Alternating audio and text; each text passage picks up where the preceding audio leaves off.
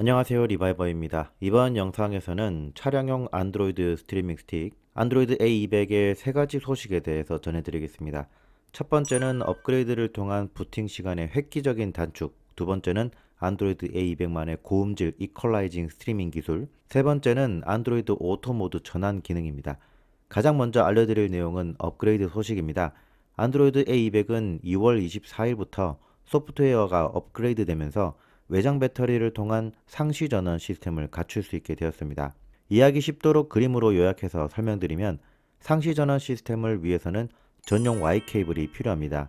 이 Y 케이블을 안드로이드 A200의 본체에 연결하고 한쪽 데이터 채널은 차량에 연결하고 다른 한쪽은 외장 배터리에 연결합니다. 참고로 외장 배터리는 별도로 구매를 해야 하는데요. 집에 남는 외장 배터리가 있다면 활용하셔도 좋습니다.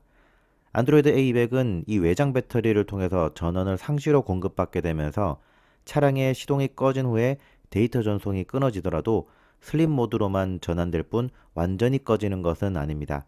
일반적으로 안드로이드 A200으로 유튜브 영상을 보면 약 150mAh를 소모하는데 슬립 모드로 전환되면 20mA 이하로 떨어지면서 전력 사용을 최소화합니다. 이 슬립 모드에서의 사용 시간은 외장 배터리의 용량 그리고 잔량에 따라 달라지기 때문에 배터리의 용량이 크다면 오랫동안 사용할 수 있겠죠. 그리고 운전 중에는 이 외장 배터리가 충전될 수 있도록 충전선을 연결해 놓으면 일반 블랙박스의 상시 전원 보조 배터리와 같은 역할을 한다고 보시면 되겠습니다. 이 상시 전원 시스템을 이용하면 기존보다 약 30초 빠른 부팅 속도를 체감할 수 있고 시동을 끄기 전에 마지막에 사용했던 어플이 그대로 뜰 뿐만 아니라 내비게이션은 사용자가 선택한 경로, 영상은 마지막에 재생한 위치까지 시동을 끄기 전 상태 그대로 남아있게 되어 사용자에게 더 높은 만족도를 보여줄 것으로 예상됩니다. 저는 제조사인 HJ전자 개발을 통해서 업그레이드된 샘플을 먼저 사용해 보았는데요. USB를 연결하고 아이콘이 뜨는 시간을 기준해서 48초가 소요되던 부팅 시간이 20초로 줄어들었습니다. 결론적으로 28초가 줄어든 것인데요. 여기서 중요한 것은 기존의 부팅 시간이 아니라 얼마나 시간이 줄었느냐가 중요한데요.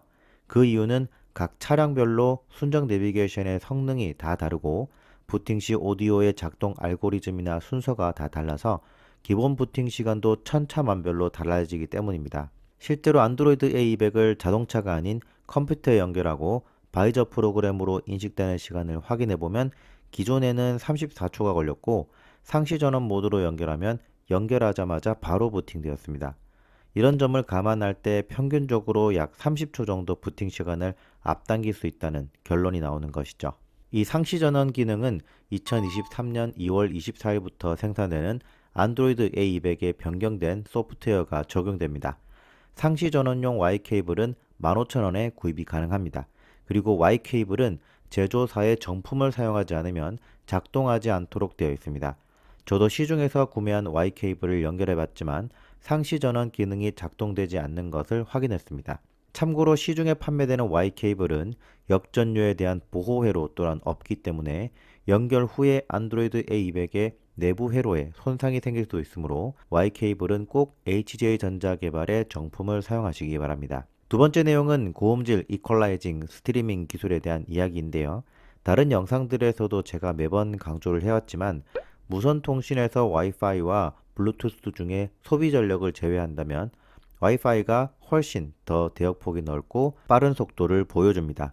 스마트폰이 음악 재생을 위해서 블루투스 통신을 사용하는 이유는 와이파이 대비 칩셋의 크기가 작고 저전력이기 때문입니다. 그리고 블루투스를 통해서 전송되는 음악은 전송 효율을 위해서 데이터를 압축시키게 되는데 이 과정에서 음원 손실이 발생하게 됩니다. 하지만 이 손실은 일반인들에게는 거의 들리지 않는 영역대이기 때문에 느끼지 못할 뿐이죠.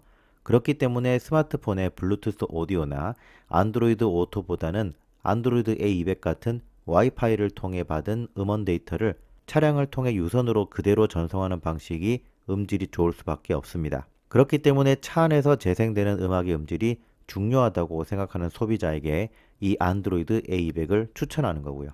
물론 이러한 유선 안드로이드 스트리밍 스틱은 안드로이드 A200만 있는 것은 아닙니다. 하지만 안드로이드 A200은 여기서 뮤직 스트리밍을 좀 더 생생하게 즐기기 위해서 이퀄라이징을 보강하는 과정을 한 번 더 거치도록 설계되어 있다고 합니다.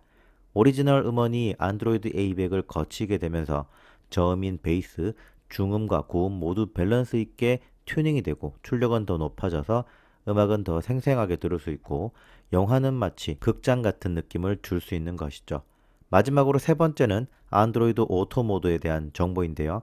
기존에 제공되는 인터페이스보다 안드로이드 오토의 화면 구성을 선호한다거나 티맵이나 카카오맵이 사용 중에 음악을 동시에 컨트롤하고 싶다면 안드로이드 오토 모드를 선택할 수 있습니다. 참고로 현대기아는 음악 재생 아이콘이 아래에 배치가 되고 벤츠 등 수입차의 경우 우측에 배치가 된다고 하네요. 그리고 안드로이드 오토 화면 사용 중에도 안드로이드 VX 아이콘을 클릭하면 기존 화면과 동일하게 사용이 가능하니 참고하시면 좋을 것 같습니다. 지금까지 저는 리바이브였습니다. 감사합니다.